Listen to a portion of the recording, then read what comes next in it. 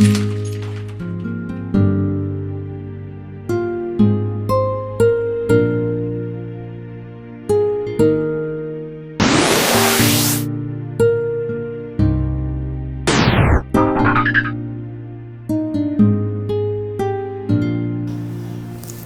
to Gospel Truth. The topic we are discussing today is titled Seeing Through the Eyes of God. I want you to understand that as a child of God, you need to see what God is seeing concerning you. If you don't see what God is seeing concerning your life, you will be in another page. You will not be where God is. And these are the challenges why so many so-called Christians are going through a lot of things, and it looks as if God is too far. But if you can come closer to God, we need to see what God is seeing. We need to understand what God is saying. It is very, very important. Now, there's a story in the Bible, in the book of Numbers, chapter 13 and chapter 14. Bible said that God commanded Moses to choose able men from each tribe of Israel to go to the land that God has promised them, to spy that land and bring results back to Moses. And they were chosen, and they went, 12 of them. And when they went to that land of Canaan, they saw so many things that whatever God had told them is exactly what the land is all about. But there's something that they see that make them to be afraid. They saw the children of Anak, and these people were giants. So they felt like these people, we cannot be able to conquer them. So when they bring back report to Moses, they told Moses that we went there and what God said is exactly what we saw in that land. But that is where the problem is. The people of Anak, the children of Anak, they were giants, and we are like grasshoppers in their eyes. So we will not be able to take over that which God has given to us. But Caleb and Joshua tore their cloth and begin to tell them that it is possible for us to take that which God has said. Hence, God has told us that we are going to possess that land, that we have what it takes to come and to conquer and take over that land. But these people refused and wanted to stone Joshua and Caleb, and the anger of God came upon them. Now, many of them who did not see what God see, or that brought that evil report, many of them did not test or reach that land of Canaan, inasmuch as God has promised them that land. But because they were not able to see through the eyes of God, none of them were able to reach that land, except Caleb and Joshua, because they were able to agree with God. You need to agree with me that in the scriptures, most of the time that Jesus wants to do miracles to people, he will ask them, what do you want me to do for you? There was a man that was blind, and Jesus saw this man, knowing that this man is blind. But Jesus still asked him, what do you want me to do for you? He said that I may receive my sight. And he received his sight because he believed in that which God has said concerning him.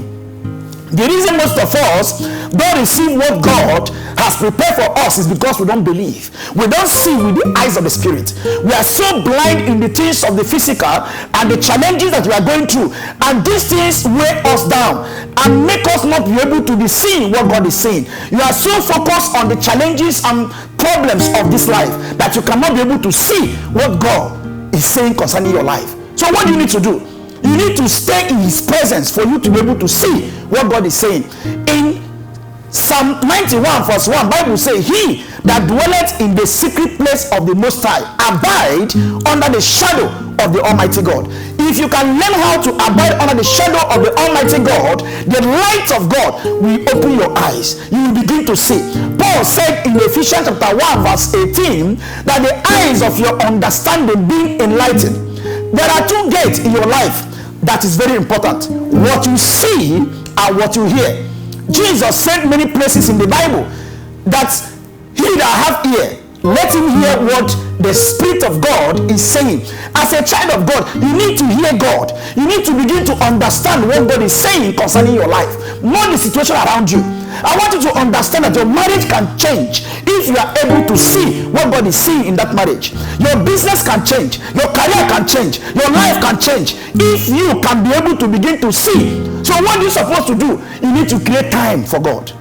You need to create time for God, because I want you to understand something, that what you see determines what you believe, and what you believe determines what you say, and what you say is what shapes your destiny.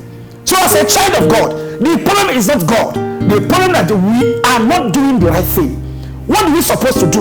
Most of us are jumping from one program to the other. No, you can create an atmosphere where you can be able to begin to hear from God and see what God is saying concerning your life.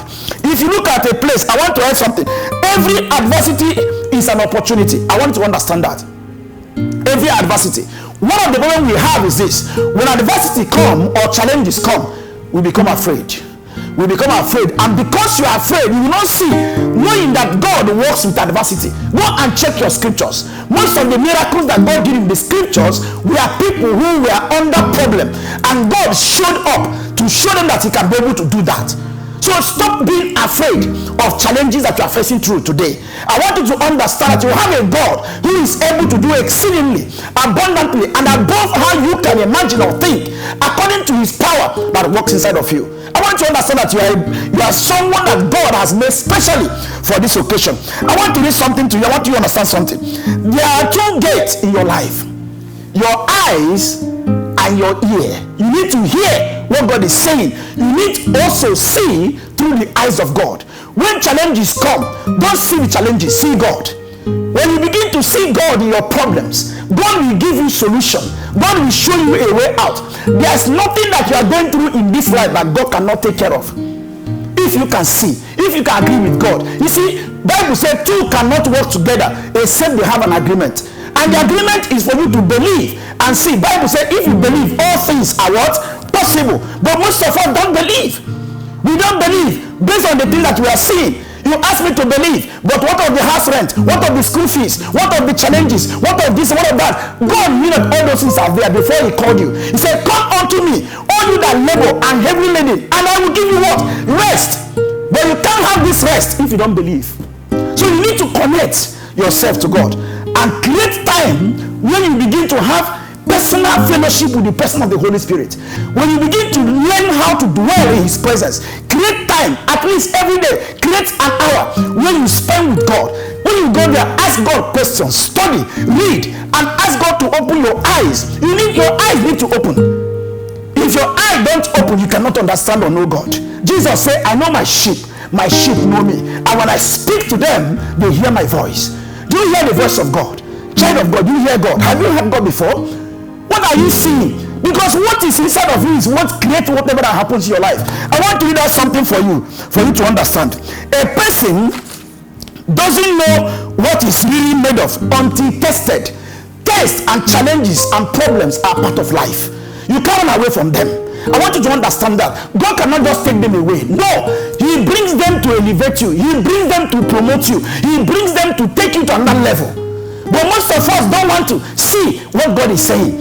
So when problem comes, we only see the problem, we only see the downside, and we are downcasted. That's why we are not progressing. But if you can see and know, oh, I have an able God who is able to do exceedingly, abundantly, and above how I can imagine or think, according to His power that works inside of me, you will get it. I want you to understand that courage is another thing that you need. When you see through the eyes of God, you need to be courageous, not fear. Fear is of the devil, the Bible told us. Courage is doing what you are afraid to do. Courage means doing what you are afraid to do. Yes, there's something or circumstances you don't know what to do about it, but you have courage to believe that which God has said. If you begin to believe what God has said, there will be performance of that which God has told you. I don't know what God has told you before, but I want you to know that it still can come to pass. Only if you can believe. Only if you can see through the eyes of God. If you can believe God in what He has done, if you can believe God in what He has told you, I want you to understand that God is able to do all things. Thank you for joining me in this program, and I know that you are going to look up to the next episode, and God will continue to bless us in Jesus' name.